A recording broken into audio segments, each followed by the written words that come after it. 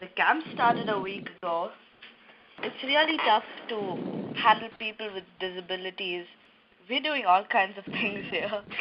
And and to see God's hand, it's so difficult. Practically, if you just see God's hand, I can never find his presence, and it's so difficult. There are times where we just need a break or just get out of it.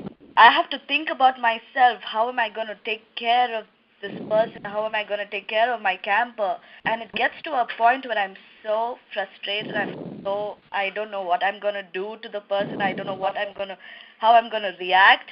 And is that justice? Thinking about myself, is that justice? I mean, do you get my point? I'm doing everything as possible physically, but then I think about myself all the time. So is that justice? Yeah, Shirin, I get your point, and I exactly know what you're feeling. God is deliberately breaking the barrier of my weakness to say, God, am I capable? Can I handle this?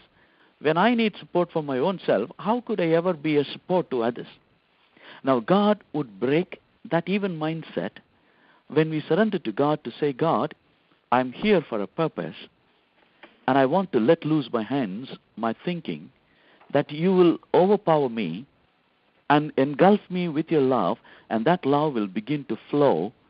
And in denying myself, I see the grace of God abundant in the life of somebody else. God comes alive in the context of someone's joy through my effort. And that is establishing the kingdom. Do you see a point there, Shireen? Yes, Reverend Solomon. I just had this doubt in my head and I just wanted to clear it. But it's good. It's good. I think what Nick, I think it was either Nick or Solomon over there with Eliza, was saying was that justice is relative, and in reality it is. I think one of the main struggles is man-made justice as opposed to godly justice. If we take justice to mean mercy, then it's for everybody. We all need mercy. We all could use it, especially with each other. I think the point that you brought up as far as having an easier time with being just in your same nucleus of friends or coworkers or whatever is valid only to a certain extent, because you've got to remember the ones that need justice in the sense of mercy or a special voice are those people, the very same people that don't have a voice, the poor in our community, the youth in our community who have no role models and find themselves in difficult situations.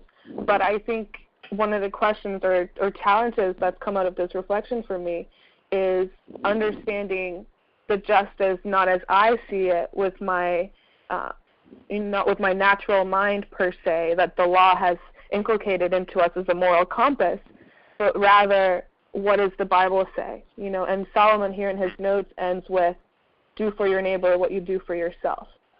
And that being the fleshy beings that we are, if that's a word we can use, is not always an easy thing. But I think that that's one of the things that we can submit ourselves to prayer for, is that the difference between godly justice and our man-made justice.